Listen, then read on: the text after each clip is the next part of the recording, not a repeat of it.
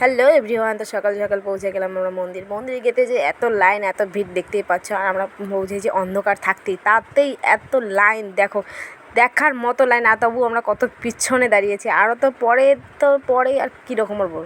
তারপরে ছেলে ভরলো জল, নদী থেকে জল ভরে ঠরে, তো আমরা চললাম। দাঁড়িয়েছি লাইনে সেই প্রায় 1-1.5 ঘন্টা হয়েই গেল অলরেডি, দাঁড়িয়েই আছি তখন থেকে লাইনে, কিন্তু আর লাইন আগানোরও পাচ্ছে না, পিছাতেও পাচ্ছে না। আর আমরা তো অধৈর্য থেকে সামনে লাইনটা দেখো একটু একটু করে এগোচ্ছে। আরও বাবার, তো চলো তারপরে দেখো আস্তে আস্তে চলে গেলাম রাস্তার সাথে, বন্ধ হয়ে দেখো মাথা চুলকাচ্ছে। তো যাই হোক, তারপরে চলে আসলাম মন্দিরের সামনে। একটু একটু করে এগোতে এগোতে যতক্ষণ মন্দিরের পাশে সামনে এগোচ্ছি তত মনে আশা আছে না বাবার দর্শন পাবো, বাবার মাথায় জল ঢালতে পারবো।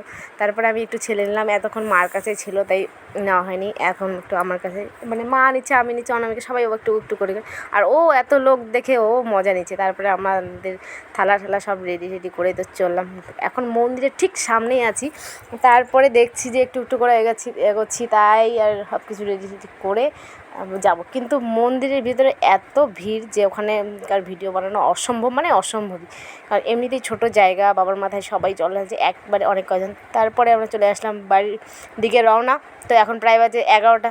তো চলো দেখা হচ্ছে নেক্সট ভিডিওতে। আপাতত বাড়ি গিয়ে রেস্ট করি, কারণ রাতের 3টের সময় বাড়ি থেকে বেরিয়েছি।